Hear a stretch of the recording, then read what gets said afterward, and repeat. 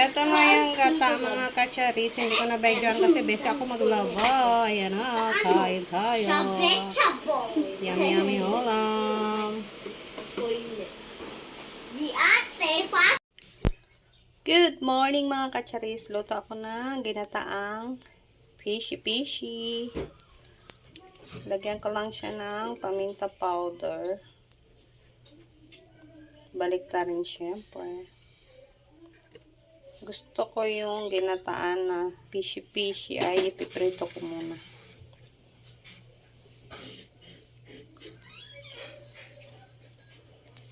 Ayan. Syempre, lagyan natin ng magic sarap.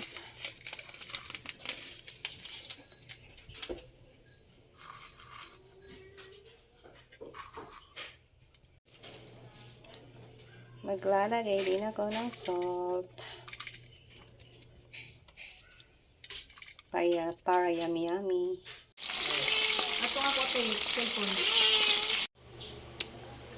Start na ako maggata mga kacharis. Ito na yung ating fish. Prito na. Ayan. Inilalim ko pala yung mga tangkay ng pechay. Lagay ko na yung fish.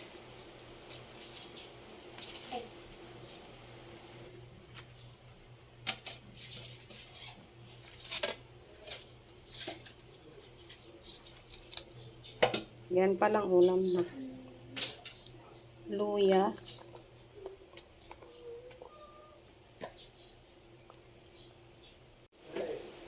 Sibuyas.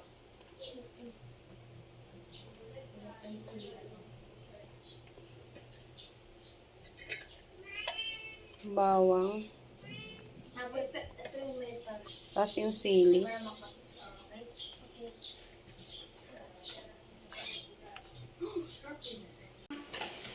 Lagay ko ng magic sarap.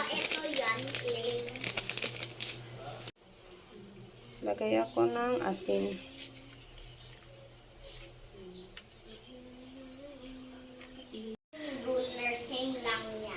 Coco Mama gata yung aking gagamitin mga kacharis. Hindi ito sponsor.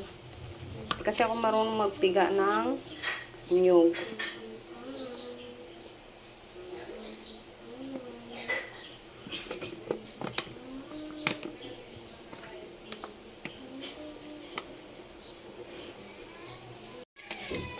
Naglagay ako ng tubig dito sa loob. Sayang naman. Yan. Tapos ilalagay ko na yung dahon-dahon.